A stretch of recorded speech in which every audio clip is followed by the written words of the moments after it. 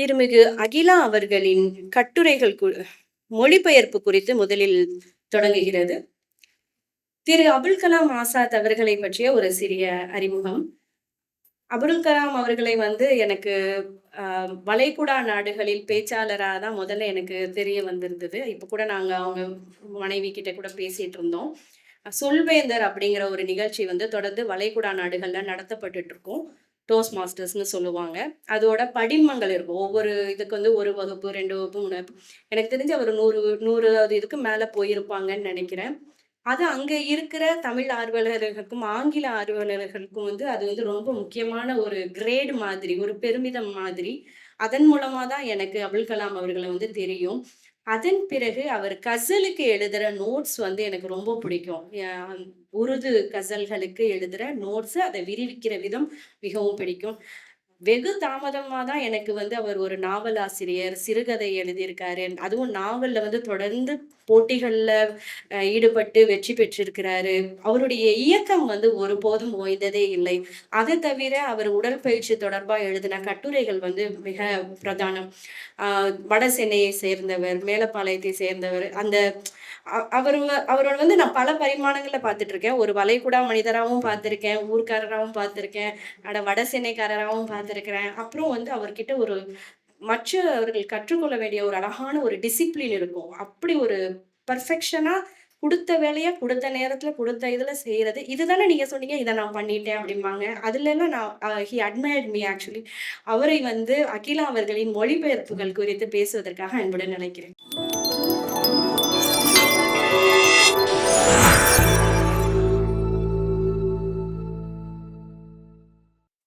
லாந்தர் அவர்களுக்கு நன்றியுடன் இதனை தொடங்குகின்றேன். கிட்டத்தட்ட 5 ஆண்டுகளுக்கு பிறகு சென்னையில் ஒரு நூல் தொடர்பாக சிற்றுரையாற்றக்கூடிய வாய்ப்பு எனக்கு வழங்கப்பட்டிருக்கிறது. முதலாவதாக நான் வழங்கிய அந்த உரை இப்போதும் ஸ்ருதி டிவியில் இருக்கிறது. ஏதோ தவறு செய்திருக்கிறேன் என நான் நினைக்கிறேன். இல்லை என்றால் இந்த 5 ஆண்டு இடைவெளி என்பது அதிகம் அல்லவா? 5 ஆண்டுகளாக யாரும் அழைக்கவில்லை. வணக்கம். என் மீது நம்பிக்கை வைத்து அழைத்ததற்கு நன்றியை தெரிவித்துக் கொண்டு, மொழிபெயர்ப்புகள் தொடர்பாக என்னுடைய புரிதலை உங்களிடம் சொல்ல விருப்பப்படுகின்றேன். முதலாக மொழிபெயர்ப்பு நூல் என்று ஒன்றை படித்தது மாணவ பருவத்திலே. நான் ஜெயித்து கொண்டே இருப்பேன். ராக்கி ரங்கராஜன் எழுதியது. அதனை வளர்ந்த பிறகு முகமது அலியின் கிரேட்டஸ்ட் படித்து விடுகின்றோம். அடுத்து படித்தது அதுவும் ராக்கி ரங்கராஜன் தான், பட்டாம்பூச்சி. அதை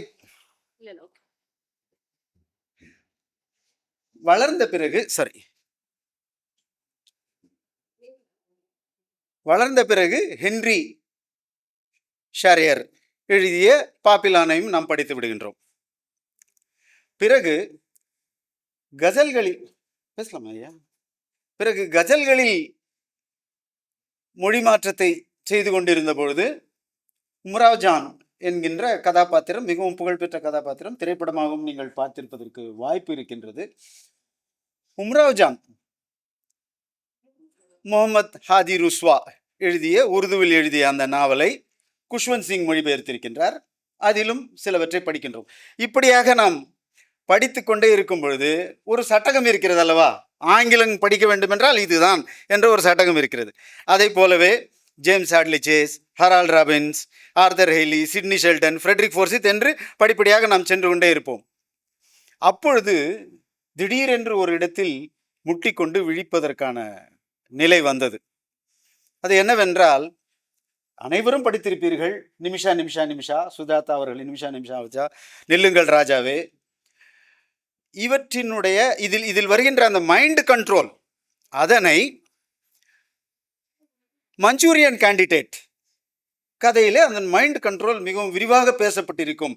நீங்கள் மஞ்சூரியன் கேண்டிடேட் படியுங்கள் என்றார்கள். நம்முடைய பயிற்சி Sidney Sheldon, Hadley Chase, Frederick Forsyth என்றுதான் நம்முடைய மொழி பயிற்சி ஆங்கிலத்தில் இருக்கின்றது. முதலாக அந்த ரிச்சர்ட் காண்டன் அவருடைய மஞ்சூரியன் கேண்டிடேட்டை கையில் எடுத்த பொழுது மண்டை காஞ்சு போய் உட்காந்துருச்சு.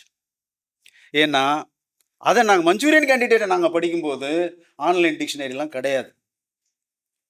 ஒரு வார்த்தைக்கும் அது எட்வர்ட் ஆலன் போ படிக்கிற மாதிரி மஞ்சூரியன் கேண்டிடேட்டு அடி மண்டை காஞ்சி போய் எக்கச்சக்கமாக குழம்பி டிக்ஷனரியை படிக்கிறதா நாவலை படிக்கிறதா அந்த மாதிரியான ஒரு குழப்பத்தில் படித்தது.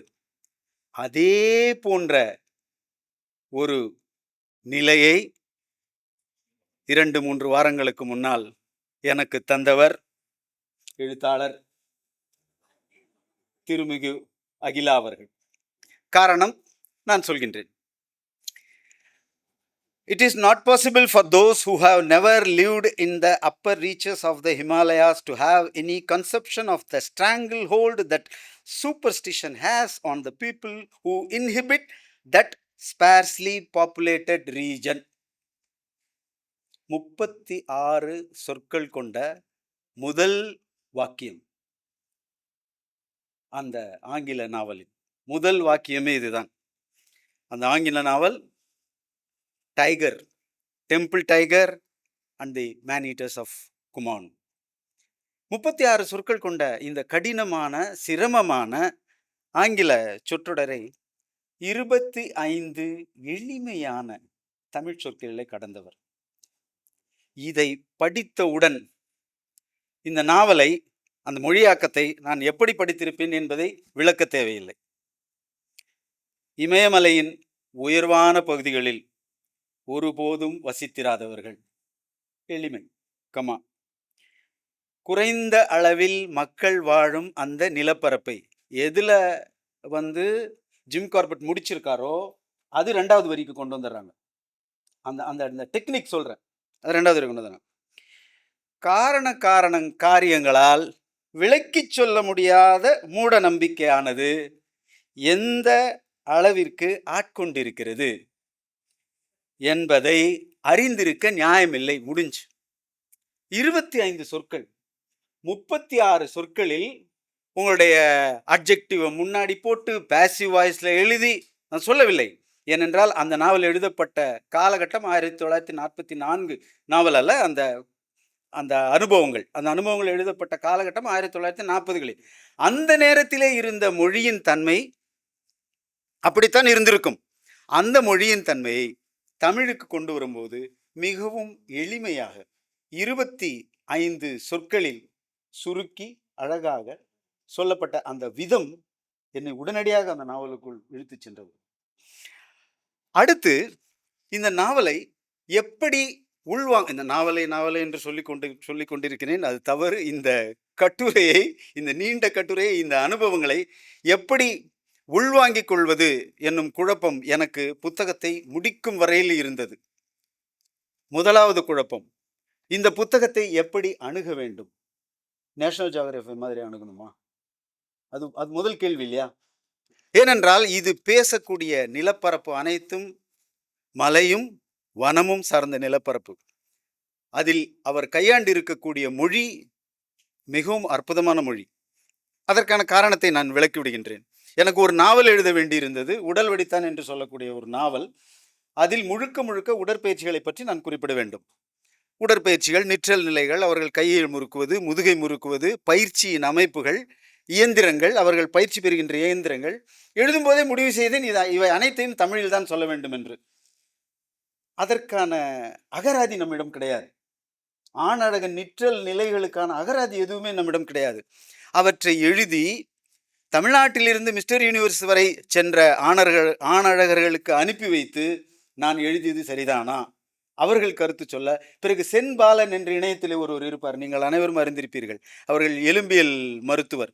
எலும்பியல் மருத்துவருக்கு அனுப்பி பைசப்ஸ் என்றால் இருதலை தசை என்று சொல்வது சரிதானா, ட்ரைசப்ஸ் என்றால் முத்தலை தசை என்று சொல்வது சரிதானா என்று ஒரு பெரிய ஹோம்ஒர்க் பண்ணோம். அதனுடைய டிரான்ஸ்லேஷன்ஸ் எல்லாத்தையும் எப்படி எடுக்கிறதுன்றதுக்காக க்ளோசரியை முதல்ல நம்ம ஃபைனலைஸ் பண்ணாதான் டிரான்ஸ்லேஷன் கரெக்டாக இருக்கும்.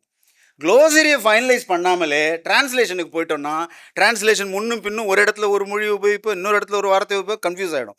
அந்த க்ளோசரியை இவர் பண்ணியிருக்கிற விதம் இருக்கு இல்லைங்களா, அற்புதமான விதம்.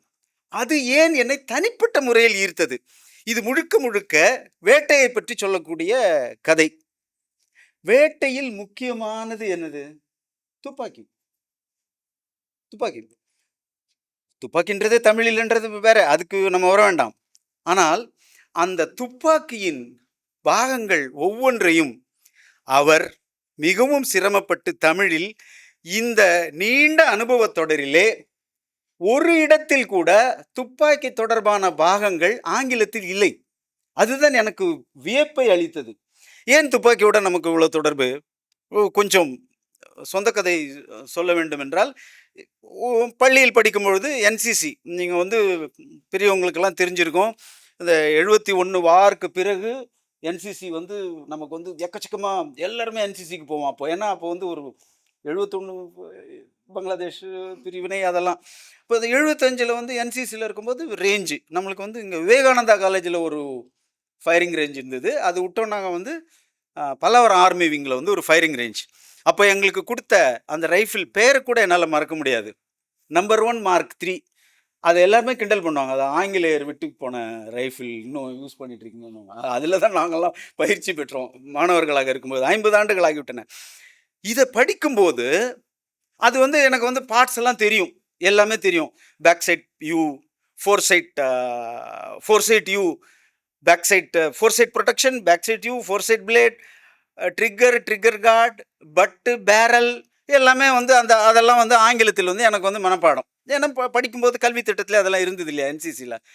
இவர் ஒவ்வொன்றையும், ஒவ்வொரு வார்த்தையையும், அந்த துப்பாக்கியில் இருக்கக்கூடிய இணைப்புகள், அதனுடைய ஒரு சின்ன சின்ன கம்பியை கூட வந்து என்னால் அப்படியே அசந்து போயிருக்கிறேன்.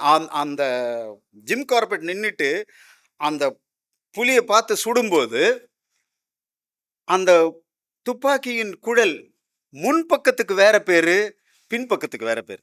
துப்பாக்கி இல்லாத அதை தெளிவா அவர் எப்படி வந்து முன்பக்கத்தை வந்து எந்த கோணத்துல வைக்கிறாரு.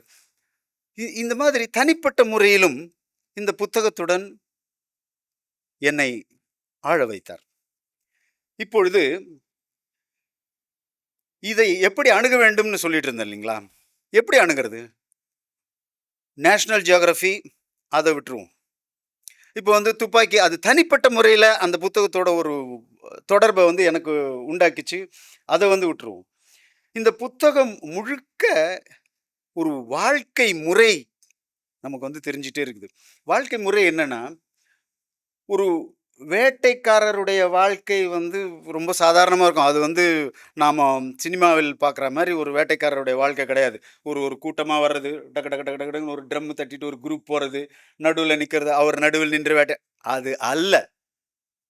உண்மையான வேட்டைக்காரரின் வாழ்க்கை முறை அது அல்ல என்று இந்த அனுபவத்தொடர் ஒவ்வொரு பக்கத்திலும் நமக்கு சுட்டி காட்டுகின்றது. ஜிம் கார்பெட் மரத்தின் மேல் அமர்ந்திருக்கின்றார். சில நேரங்களில் 10 மணி நேரங்கள் மரத்தின் மேல் அமர்ந்திருக்க வேண்டிய கட்டாயத்துக்கு ஆளாகின்றார். கால் மறுத்து விடுகின்றது, இரத்த ஓட்டம் நின்று விடுகின்றது, அவரால் இறங்க முடியவில்லை. அடுத்து எல்லோரும் செய்யக்கூடிய தவறுகளை அவர் செய்வதில்லை. ஒரு புலி வேட்டை குறித்து மிகவும் நீண்ட விளக்கமான தொடர்கள் இதில் இருக்கின்றன. புலி வேட்டையாடிவிட்டு தன்னுடைய இரையை இழுத்து சென்று ஒரு இடத்திலே போட்டுவிட்டு பிறகு தேவைப்படும் பொழுது வந்து உண்பதற்காக அது வேறு இடத்திற்கு செல்கின்றது. பொதுவாகவே வேட்டைக்காரர்கள் செய்யக்கூடிய தவறு என்ன என அவர் குறிப்பிடுகின்றார். அவர்கள் அந்த புலி தன்னுடைய இரையை தேடி வரும் என்ற காரணத்தால் அந்த இரையை சுற்றி இருக்கும் நிலங்களை சமன்படுத்தி அதை சுற்றி மறைந்து அமர்ந்து கொண்டு புலி வரும்பொழுது சுடுவதற்கு ஆயத்தமாகின்றார்கள். அது தவறு. முதலாக புலி வேட்டையாடிவிட்டு மீண்டும் அந்த இடத்திற்கு வரும்போது அந்த இடத்திலே ஏதாவது மாற்றங்கள் இருந்தால் அதை பார்த்துவிட்டு புலி வரவே வராது என்று இவர் குறிப்பிடுகின்றார். அப்படி எதையுமே மாற்றாமல் 3-4 நாட்கள் வரை அந்த இறந்த விலங்கின் உடல் அப்படியே இருந்து அங்கு புலி எப்படியும் வரும் என்று அமர்ந்து வேட்டையாடுகின்றார். இதில் தலைப்பை நாம் பார்ப்போம். கோயில் புலியும் குமாவுன் ஆட்கொல்லிகளும். இவர் இந்த புத்தகத்திலே பல ஆட்கொல்லிகளை கொன்று வீழ்த்தி அந்த கிராமத்து மக்களுக்கு நன்மை செய்கின்றார். இது ஒரு பகுதி. ஆனால் ஒரு புலியை மட்டும் அவரால் சுட முடியவில்லை. ஒரே ஒரு புலி. அந்த ஒரு புலியை அவரால் சுட முடியவில்லை. முதலாவதாக இவர் எடுத்து வந்த துப்பாக்கி, புதிய துப்பாக்கி, அதில் சரியான அமைப்பை அந்த துப்பாக்கி விற்பனையாளர் இவருக்கு சொல்லியிருக்கிறார். இவர் கவனிக்கவில்லை. அதனால் குண்டு அதிலிருந்து புறப்படவில்லை. புலி தப்பி விடுகின்றது. பிறகு பழக்கப்பட்ட துப்பாக்கியிலிருந்து சுடுகின்றார். அப்படி சுடுகின்ற பொழுது இவர் குறி தவறாமல் சுடக்கூடியவர் குறி தவறி சுடுகின்றார். அது மிகப்பெரிய கேள்வியை உண்டாக்குகிறது. ஜிம் கார்பெட்டினுடைய குறியில் தவறு உண்டாகிவிட்டதா? அப்பொழுதுதான் அந்த கிராமத்தில் இருக்கக்கூடிய மக்கள் சொல்கின்றார்கள், நீங்கள் அந்த புலியை சுட்டிருந்தால் தான் அது ஆச்சரியம், நீங்கள் சுடாததால் அது சரியானதுதான். அந்த புலியை யாராலும் சுட முடியாது. அது சுடுவதற்காக இருக்கும் புலி அல்ல, அது கோயில் புலி என்று அவர்கள் சொல்கின்றார்கள். இது ஒரு பக்கமாக இருக்கின்றது. இந்த நாவலின் ஊடாக நமக்கு தெரியக்கூடிய ஒரு சில அரசியல் விவகாரங்கள் என்னவென்றால், நேபாள அரசு அந்த காலத்திலே இந்திய அரசுக்கு சில பொருட்களை பரிசாக தருகின்றது. நேபாள அரசு இந்திய அரசுக்கு சில பொருட்களை பரிசாக தருகின்றது. அவர்களுக்கு நிறைய உறவுகள் இருக்கின்றன. இன்னும் ஒரு முக்கியமான விஷயம், இந்த உரையின் தொடக்கத்திலே நான் சொன்ன விஷயம், அதாவது இமயமலையின் உச்சியிலே வாழாத ஒருவருக்கு அங்கு இருக்கக்கூடிய மூட நம்பிக்கைகளின் தாக்கம் புரியாது. அவர்கள் தெளிவாக இவரிடம் சொல்வார்கள். இவருடன் வேட்டைக்கு வருகின்ற பாலாசிங் என்று சொல்லப்படுகின்ற ஒரு உதவியாளர் திடீரென்று ஒரு நாள் சொல்கிறார், எனக்குள் அரக்கன் சென்று விட்டான். இவர் ஜிம் கார்பெட், இவர் நம்ப மாட்டார் இல்லையா? அதெல்லாம் அரக்கன்லாம் கிடையாது. என்னென்னமோ வைத்தியங்கள் செய்கிறார்கள். கடைசியில் அவர் அரக்கன் என்னுள்ளே இருந்து என்னை கொன்று விடுவான் என்று அந்த பாலாசிங் இறந்து விடுகின்றார். பிறகு பல பிரச்சனைகள் வருகின்றன. அப்பொழுது அவர் அந்த கிராமத்தில் இத்தனை சிரமங்களுக்கு நடுவில் இருக்கக்கூடிய பழைய மக்களிடம் கேட்கிறார், நீங்கள் நகர்ப்புறத்திற்கு நகர்ந்து விடக்கூடாதா? அவர் ஒரு வரியில் முடித்து விடுவார், இது என் வீடு. இந்த வேட்டையில் மிகவும் நம்மை பாதிக்கக்கூடிய ஒரு விஷயம், ஒரு புலி எந்த மனிதர்களையும் அடிக்கவில்லை. அது ஆட்கொல்லி அல்ல, மேனீட்டர் அல்ல அந்த புலி. அந்த புலி செய்வதெல்லாம் மாடுகளையும் ஆடுகளையும் தான் அடிக்கிறது அந்த புலி. ஆனால் இவர் அதை கொல்லும்போது இவரே வருத்தப்படுகின்றார், நான் ஆட்கொல்லி சிறுத்தைகளை கொன்றிருக்கின்றேன், இந்த புலி எதையும் செய்வதில்லை, காட்டின் விதிப்படிதான் அந்த புலி நடந்து கொண்டிருக்கின்றது. தன்னுடைய உணவுக்காக ஒன்றிரண்டு மாடுகளை கொன்றதை தவிர இந்த புலி வேறு என்ன தவறை செய்திருக்கிறது? ஆனாலும் நான் அந்த புலியை சுட்டு கொன்றேன். ஒரு வீரமான தைரியமான ஒரு சிறுமி தன்னுடைய எஞ்சிய வாழ்நாட்களை நிம்மதியாக கழிக்க வேண்டும் என்ற காரணத்துக்காக. அதை அவர் நியாயப்படுத்தவில்லை. அவர் ஒரு அத்தியாயத்தையும் முடிக்கும் பொழுது இப்படியாக சொல்கின்றார். அந்த அத்தியாயங்களை ஆங்கிலத்தில் இருந்து மிகவும் எளிமையாக அழகாக தமிழுக்கு கொண்டு வந்த எழுத்தாளர் அகிலா அவர்களை நான் மனதார பாராட்டுகின்றேன். அவருடைய மொழிபெயர்ப்பு, குறிப்பாக இப்படி இந்த குளோசரி இட்டு மொழிபெயர்ப்புக்கு முன்னாலே அதில் வரக்கூடிய கடின பதங்களுக்காக ஒரு குளோசரி இட்டு அதனை மொழிபெயர்க்கின்ற அந்த அணுகுமுறை மிக சிறப்பான அணுகுமுறையாக எனக்கு தோன்றுகின்றது. இந்த அணுகுமுறையை அவரை பின்பற்றி, குறிப்பாக டெக்னிக்கல் டேர்ம்ஸ் நிறைய வரக்கூடிய புத்தகங்களை மொழிபெயர்க்கும் ஆர்வலர்கள் இந்த முறையை பின்பற்றி மொழிபெயர்த்தார்களே என்றால் சிறப்பாக அமையும் என்று முதல் புத்தகத்தை முடித்துவிட்டு அடுத்த புத்தகத்துக்கு வருகின்றேன். இடையில் ஒரு சின்ன கமர்ஷியல் பிரேக். தண்டூர்தி அப்படின்னா என்னவா இருக்கும்? தண்டூர்தி தண்டூர்தி, தண்டு பிளஸ் ஊர்தி, தண்டூர்தி. Almost almost almost almost. Tram வந்து தண்டூர்தின்னு சொல்லிட்டு இவங்க வந்து சொல்றாங்க. இன்னும் இதுல இதுல இந்த இந்த புத்தகத்தை முடிச்சுட்டு அடுத்த புத்தகம் ரொம்ப ரொம்ப சோகமா இருக்கும், அதனால சீக்கிரம் முடிச்சிடுறேன். அதுக்கு முன்னாடி ஒரு ஒரு ஒரு ஒரு ஜஸ்டிஃபிகேஷன் ஃபார் கில்லிங். அது வந்து அவங்க சொல்றாங்க, அந்த ஜிம் கார்பெட் எழுதியிருக்காரு பாருங்க, பிரமாதமான ஜஸ்டிஃபிகேஷன். அதை மட்டும் சொல்லிட்டு போறேன். அது வந்து ஆட்கொல்லி புலியா, ஒரு ஆட்கொல்லி புலி சில ஆண்டுகளுக்கு முன்னால் இவர்கிட்ட அடி வாங்கிட்டு தப்பிச்சிடுது, சுடப்பட்டு தப்பிச்சிடுது அந்த ஆட்கொல்லி புலி. அதுக்கு 2 குட்டிகள் இருக்கு. அந்த 2 குட்டிகள் வந்து வளர்ந்துருக்கு. இப்போ இவர் வந்து 3 புலிகளை வந்து எதிர்கொள்றார்.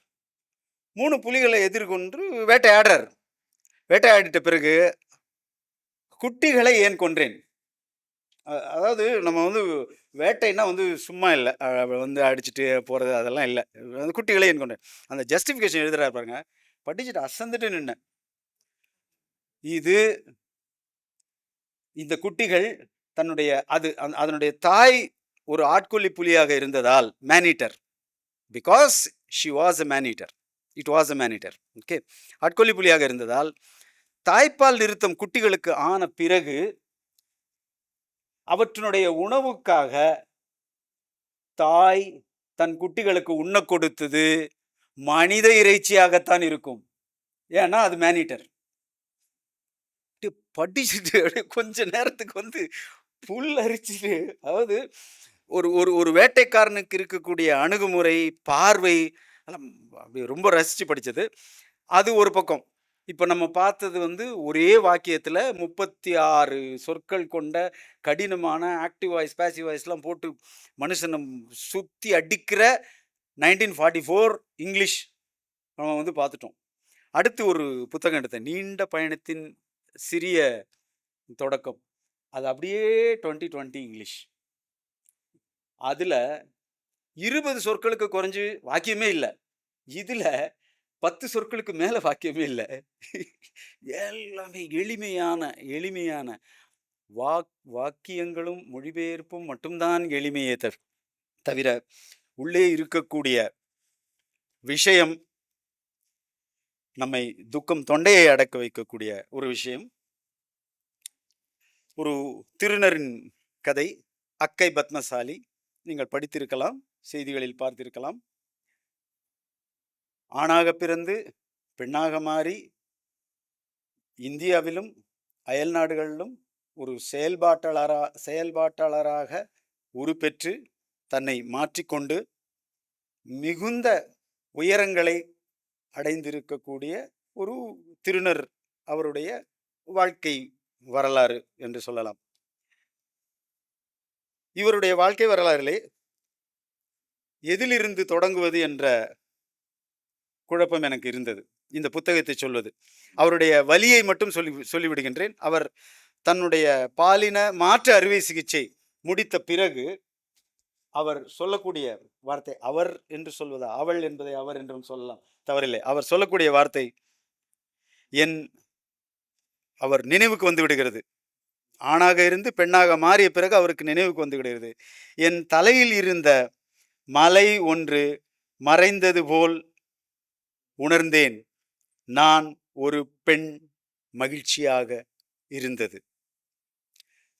இந்த நூலிலே நாம் அக்கை பத்மசாலியின் ஒரு குணாதிசயமாக சொல்ல வேண்டியது என்னவென்றால், அல்லது உணர்ந்து கொள்ள வேண்டியது என்னவென்றால், அவர் ஆணாக பிறந்து பெண்ணாக மாறியது அது சாதாரணமாக அல்லது அசாதாரணமாக நடக்கக்கூடியது. அது பலருடைய வாழ்க்கையில் நடந்திருக்கிறது, நாமும் பார்த்திருக்கிறோம். நிறைய மனிதர்களை, அது போன்ற நங்கைகளை, அது போன்ற பெண்களை நாம் சந்தித்திருப்பதற்கான வாய்ப்பு இருக்கிறது. ஆனால் இவர், இந்த அக்கை பத்மசாலி, அவர் தன்னுடைய போராட்டத்தை எந்த விதமான சட்டதிட்டங்களுக்கும் உட்படாத தன்மையை தன்னுடைய ஒரு அடிப்படை குணாதிசயமாகவே கொண்டிருக்கின்றார். உங்கள் அனைவருக்கும் தெரிந்திருக்கும், இந்த மாற்றுப்பாலின அல்லது பாலின சிறுபான்மையினர் அமைப்புகளில் மிகவும் வலிமை வாய்ந்த அமைப்பு இஜ்ரா அமைப்பு. ஹிஜ்ரா என்பார்கள், ஹிஜ்டா. அதை ஒரு ஒரு காலத்திலே அதை கேலி செய்வதற்கு பயன்படுத்தினார்கள். இன்று அது ஒரு மிகப்பெரிய அமைப்பு, ஹிஜ்ரா அமைப்பு. இவர் தன்னுடைய சிறிய வயதில் ஹிஜ்ரா அமைப்பிற்கு சென்றும் ஹிஜ்ரா அமைப்பின் சட்டதிட்டங்களையும் எதிர்க்கிறார். இவர் பொதுவாகவே எதிர்ப்பது என்னவென்றால், எந்த சட்டத்திட்டத்திற்கும், எந்த விதமான